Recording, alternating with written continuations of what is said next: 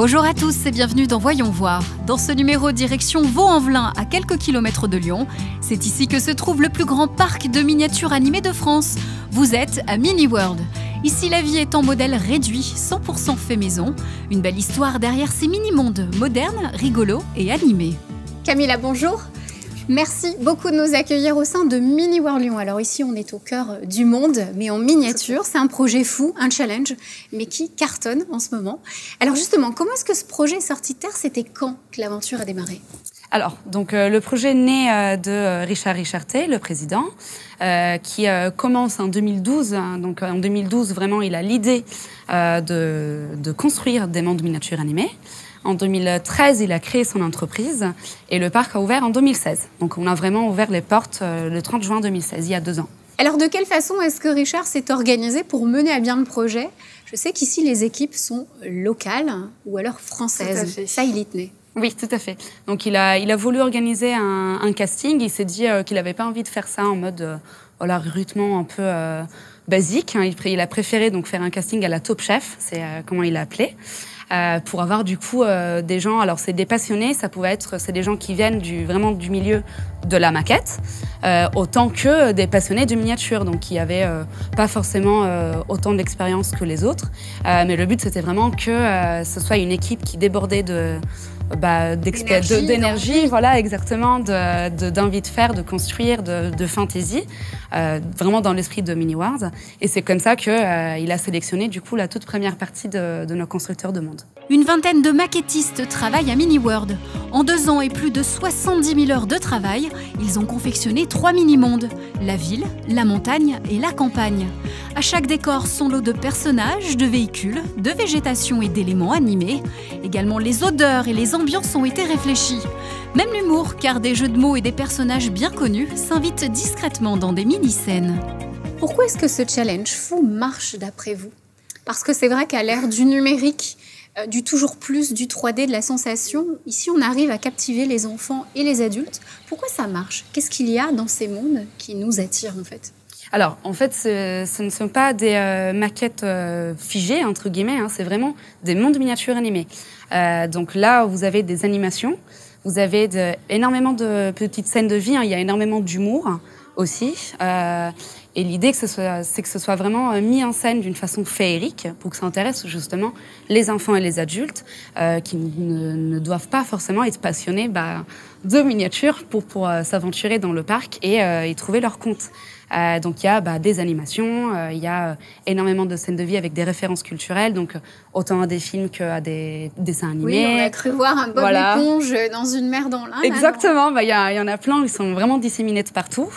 Ouais. Et ensuite, au fur et à mesure, le parc évolue, donc forcément il y a des expositions temporaires, il y a... Justement, est-ce qu'il y a un petit coup de cœur là en cette fin d'année? Qu'est-ce qu'il y aura à voir ou qu'est-ce qu'il y a à découvrir en ce moment? Alors, donc en ce moment, c'est les Monsieur et Madame qui se sont cachés dans nos mondes miniatures animés. Et on aura à partir du 13 octobre l'exposition Lego Star Wars. Wow. Voilà, donc c'est là, ça sera dans une salle séparée et ça sera vraiment entièrement dédié à une exposition en briques Lego sur Star Wars. Alors derrière tout ça, on l'a dit, à la base de ce projet, de l'énergie, de l'envie, de la poésie, mais qui se cache derrière tous ces petits mondes? Qui sont ces concepteurs? Alors, ils sont combien? Alors du coup, c'est comme je vous le disais tout à l'heure, c'est vraiment des passionnés. C'est des gens qui ont été donc recrutés en casting. Il y a eu le premier casting dont je vous ai parlé et un deuxième casting là très très récemment, donc au printemps de cette année. Et c'est donc ils viennent de milieux différents, mais voilà, ce qu'ils ont en commun, c'est du savoir-faire et vraiment l'idée que on a envie de faire rêver les gens, les adultes autant que les enfants, et eux ils y mettent vraiment tout ce qu'ils peuvent. Il y a plein de détails qui ont été faits, qui choisissent eux-mêmes, vraiment ils sont très très libres dans la conception, donc ils rajoutent des petites scènes très sympathiques, très humoristiques, même vis-à-vis des noms que vous pouvez trouver des endroits dans les mondes, ils s'amusent à faire des petits gags, voilà, vraiment des choses sympas, et ils sont bien évidemment énergétiques et ils ont envie de travailler avec nous depuis très longtemps. Eh ben, c'est ce qu'on va aller voir. On va aller plonger dans ces mini-mondes et surtout, on va aller rencontrer une conceptrice, je crois, qui nous attend parce que la salle est ouverte et les gens peuvent aussi découvrir. Tout à fait. Ça, c'est plutôt sympa. Merci beaucoup, Camilla. Merci à vous. Le temps de rejoindre les concepteurs qui travaillent en ce moment sur un 4e monde, direction le château d'Annecy, qui accueille lui aussi des petits bonhommes bien connus. Que la mécanique intime Shadok n'était pas au point, disait-il. Ce qu'il leur fallait, c'était le moteur à pomper perpétuel. Il débarque le 29 avril 1968. L'air de rien, des traits simplifiés, bêtes, méchants, absurdes, audacieux.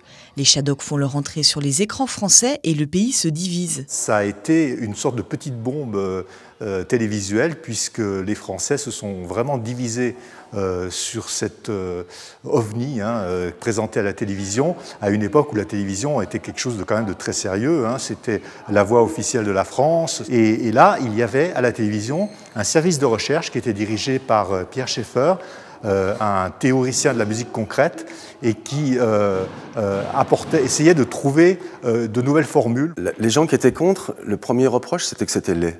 Qu'est-ce que c'est que vous nous imposez, là, ces dessins? Je pense que c'est un phénomène qui continue d'exister. Il y a toujours des gens pour s'imposer des...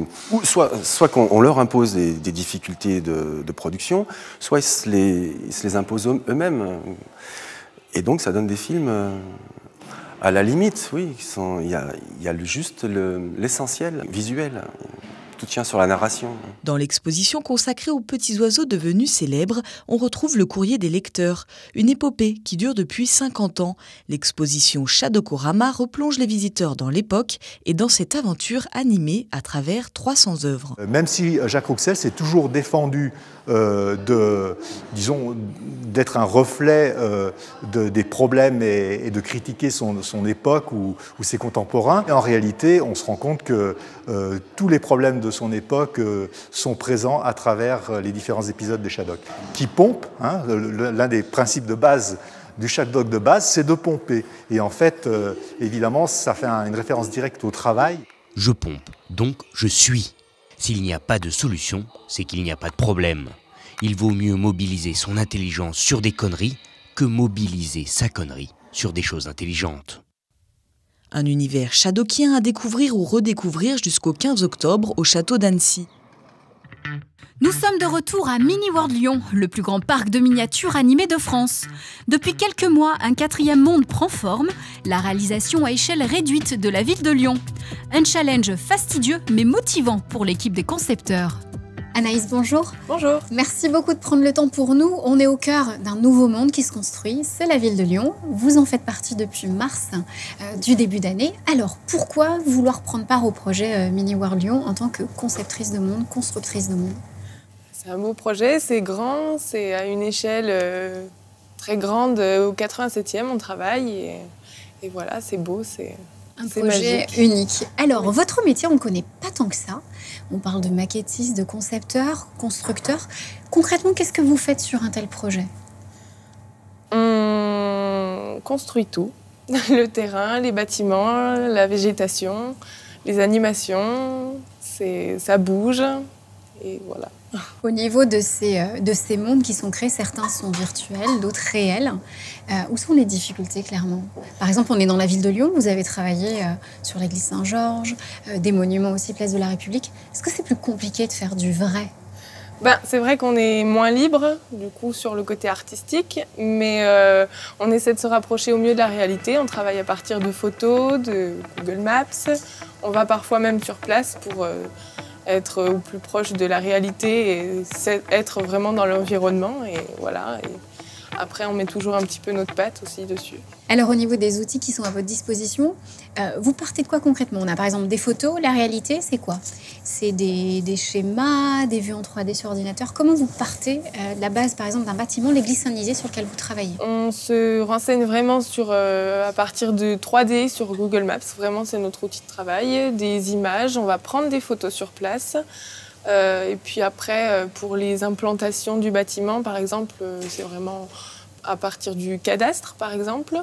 C'est vraiment à partir de ce qu'on peut trouver sur Internet, mais après, on n'a pas vraiment de plan. Si on peut trouver des images qui nous donnent des mesures, des cotations, voilà. Donc vous faites un dessin, un plan sur papier ou directement une maquette? Comment est-ce qu'on met en volume tout ça et on donne vie à tout ça? On travaille sur des logiciels, sur ordinateur. On dessine en 2D chaque façade, chaque détail, et après on vient en construire en volume. On imprime nos pièces qu'on a dessinées sur l'ordinateur sur une machine qui s'appelle l'imprimante laser. Et une fois que tout ça est imprimé, on construit en volume, on assemble chaque façade.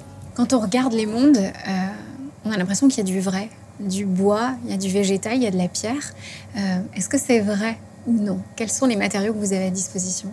Alors on a beaucoup de matériaux à notre disposition. Après c'est vrai que comme on peut voir tous les murs en pierre, c'est tout du dessin à l'ordinateur et de la gravure avec la machine. Et que nous après à la main on vient mettre des terres à décor, des petites patines en fait pour rendre une texture de pierre voilà. Et après on a un magasin où on a beaucoup d'outils à disposition. Après, si on a besoin de quelque chose, on peut regarder ce qui existe et voir si c'est possible. On travaille beaucoup à partir de carton bois pour fabriquer les bâtiments. Et concernant les montagnes et les collines, c'est un grillage sur lequel on vient appliquer du mappé et du plâtre. Et après, on vient floquer aussi pour faire l'herbe, des petites fibres. Voilà. On a une machine aussi qui s'appelle le Grassmaster. Et c'est électrostatique. Ça relève les fibres de l'herbe, voilà, pour que ça soit un peu plus réel. Alors, il paraît que dans ce grand monde ici à Mini-World, chacun des maquettistes, des constructeurs a le droit de mettre sa petite touche personnelle, un peu d'humour, un peu de personnalité.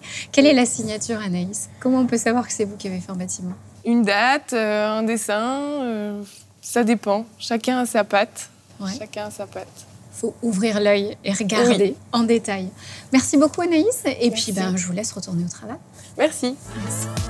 Mini-World est une immersion dans l'imaginaire et le féerique. À chaque heure, les mini-mondes s'animent version nuit pour appeler la fête des Lumières.